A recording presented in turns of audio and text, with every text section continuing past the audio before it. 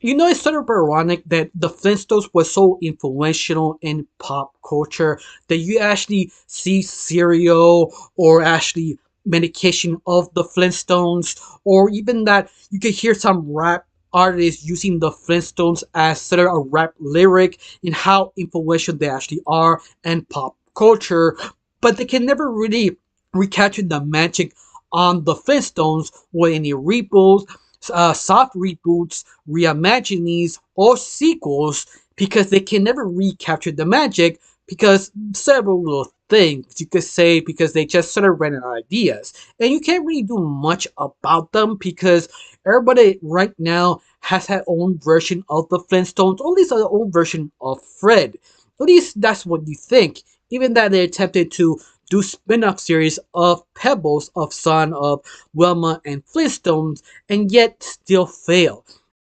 Even Sam MacFarlane, the creator of Family Guy, attempted to do a reboot and everyone was hyped about it till MacFarlane realized I can't do it because every time he writes specifically Fred, he sounds so similar to Peter. So he sort of gave up the project because he just couldn't come up with a good angle to change Fred to make it different to Peter.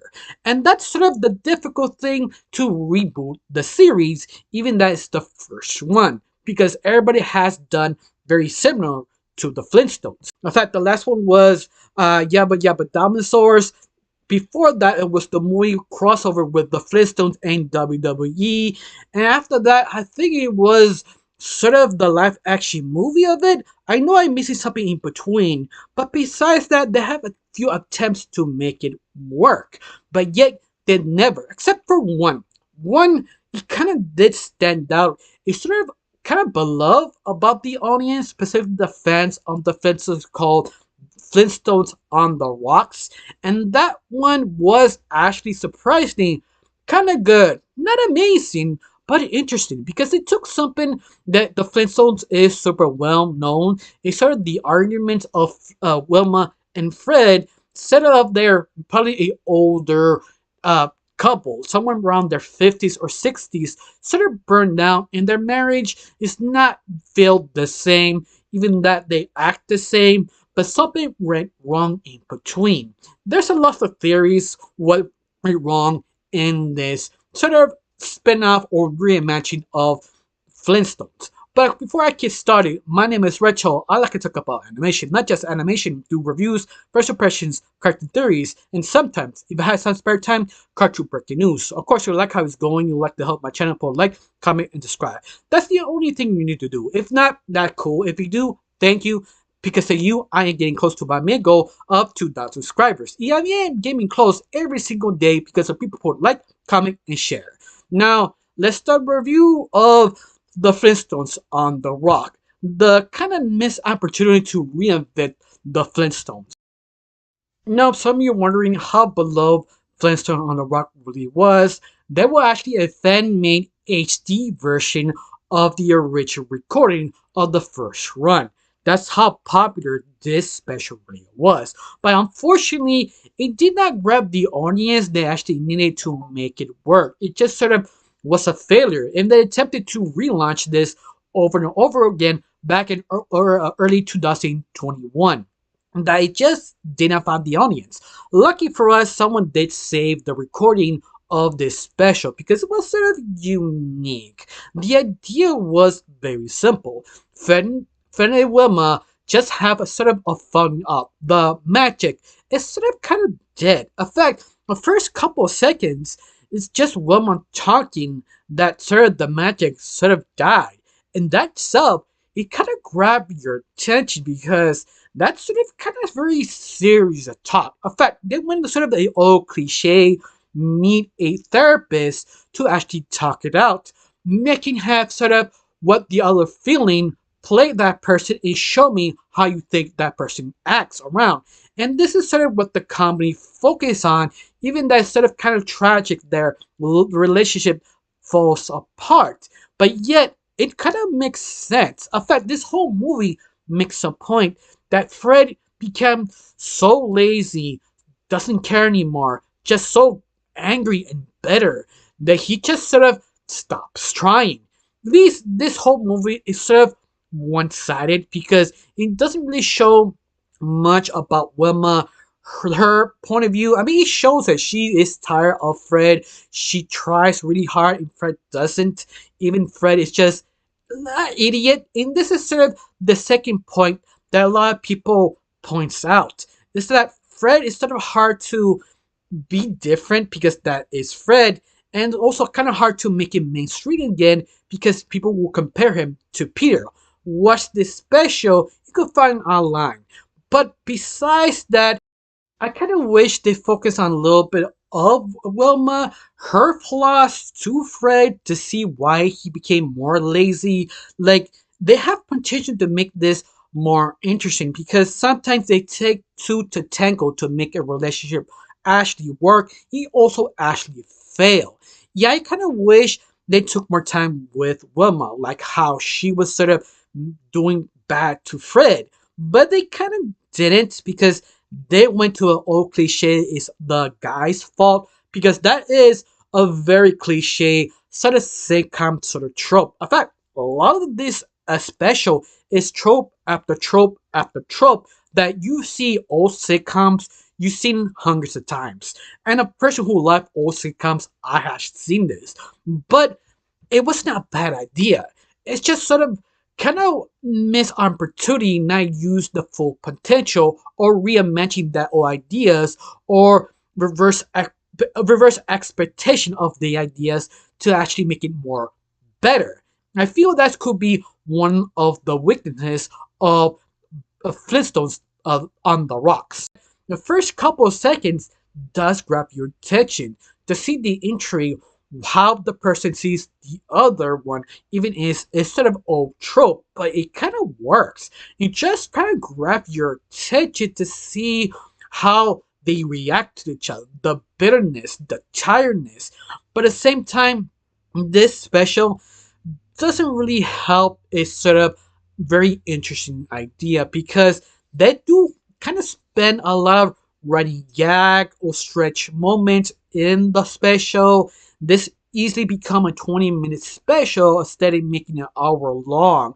And that's sort of dumbfounded because you watch this film, you realize, damn, this would need to be at least 20 minutes to at least pitch the idea or at least 10 minutes to get the idea what was this special about, what was the thing, because it just sort of ruins the specialness of this special.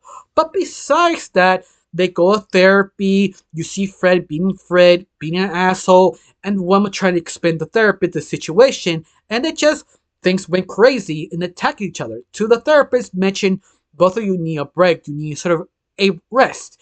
And they just sort of kind of ignore it till Fred goes back to work, till his boss calls him, and his boss being an asshole, I called you in here just to put it on your face that I will give the promotion, the bonus to your best friend, not you, just to hit you hard. And that is just an asshole move, but the original Fred boss, he wasn't an asshole. He was sort of fair and grumpy, but yet it's just sort of a weird kind of twist. In fact, they do have a lot of weird moments here if you're a Flintstone fan, because they do have a lot of weird kind of sexual moments that it kind of works even in a PG moment because once again, it's all about Fred and Wilma, how Wilma trying to be sexy to his own husband and he sort of ignores it and just being lazy. That she is trying, but he is not. But you have moments like that, it just sort of kind of weird. In fact, the whole movie feels something like the Vacation franchise that if you've never seen old holiday Christmas specials, you've seen one of the vacation holidays. They usually repeat those in TNT or whatever adult streaming service or show you see because they usually are very popular. But besides that, this is just sort of kind of interesting because you see the inspiration of that, but never really fully embrace it because they have a lot of different ideas. Like Fred was sort of driving to Acapulco to see a girl right next to him, someone's beautiful, more cuter, more younger than his own wife and trying to flirt with her by accidentally crash, but later on you keep seeing him over and over again, like the original Vacation franchise, that the main lead did the same thing, but they attempted to do a twist that she was actually a cop. But it makes sense you see the whole special because he sort of accidentally stole a diamond, not intentional. It was sort of mixed bag by this other crook who attempted to steal it and bumped to Wilma and Fred attempted to help to switch the bags. But the only problem is her wife had the same bag as the crook and sort of switched out by accident. But that's the same problem returns that he was sort of kind of stretching a joke, like trying to have fun with the guy. Like, don't worry, look, well, they had the same bag. Look, you could easily get confused, like a TV series, and just run the gag down the floor. And this is the reason why the crook got the wrong bag and Fred get the diamond.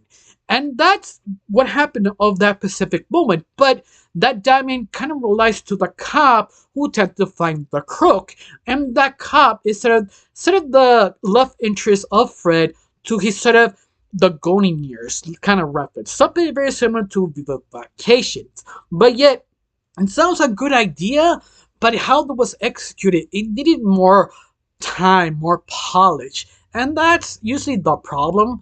In fact, it goes on even more little things, but even that, one of the biggest cliche is going to Acapulco because that is just one of those old tropes and sort of sitcoms with couples. Like there was one show in Mexico called Chavalo Ocho that did it actually special of Acapulco. If you don't know who is Chavalo Ocho, it's basically a bunch of basically it focuses on a kid called Chavo who is basically a orphan in a small kind of building, but he has his own barrel, so it's called Eight. That's his apartment, or at least pretend apartment, and all the people sort of take care of him, even that is sort of a adult man playing as a child, because we have to imagine he's a child because they didn't have the money to actually do hire or do anything. It's like a very low budget type of show, even back then, but it was successful because of the clever writing and the running gags. And this is what I mean. It's just sort of kind of old because that show, it was like the 70s, I remember, or 60s. I can't remember what time period was Chavalo Ocho, but you get the idea. It's how old this gag really is. It just go to Acapulco and just have fun. And that's basically it.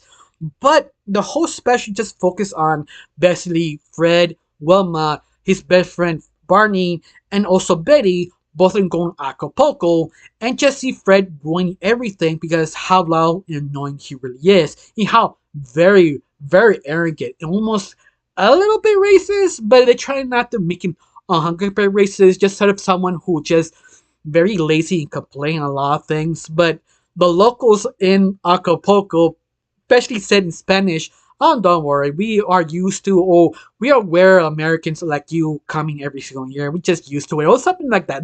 They abbreviate like that, but you get the idea.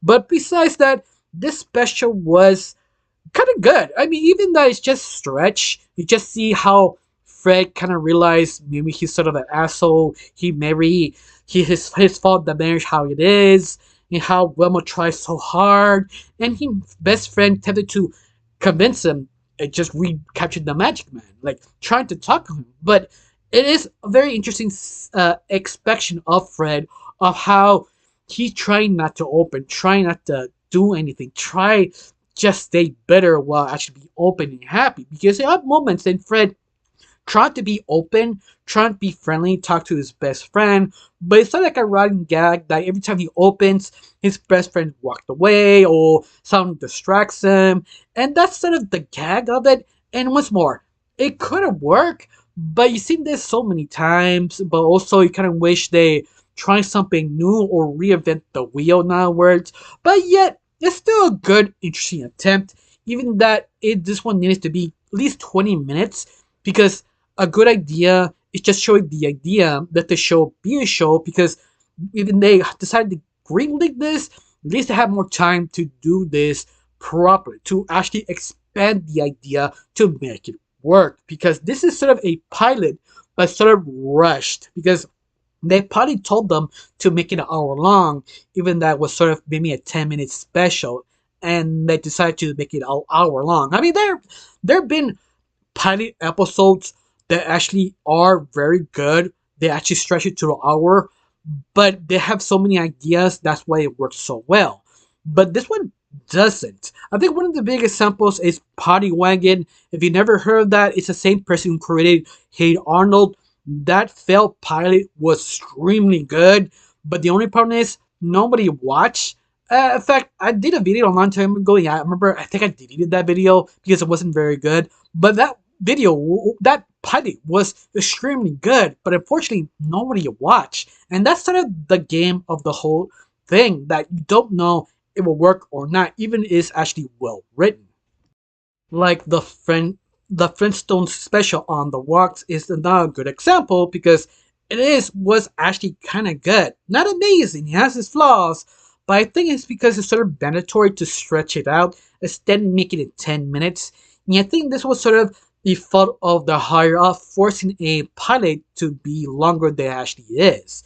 But out of that, I kind of wish they was greenlit because it has a lot of potential to see this sort of well-known characters having a broken marriage and figuring out what works and what doesn't. Something like Horseman, BoJack Horseman, because BoJack Horseman, I think it's a perfect idea to implement here. Just make it sort of miserable, but little, rekindling their love, remembering the moments with the therapist, something like Mr. and Mrs. Smith, just seeing how they become more happier, and the reason why they're actually bitter, and all the influence outside they give them becoming the characters they are right now. But once more, it has so much potential, could be reinventing the wheel of the Flintstones. But once again, it's sort of hard to do that if the higher up not allow it, especially nowadays.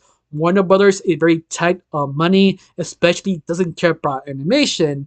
But once more, this has potential. Hopefully, someone be inspired about this special and make their own version of it. Sort of explore two couples broken and coming back together because it feels something very interesting. At least for a mini series, it probably works so much better. But out of that, I don't know you. How you felt about this? Do you see this special? Do you hate it? Do you love it? Tell me below. Let me know. I got nothing else to say. Just thank you for watching. Don't forget to subscribe and have a wonderful day. Bye.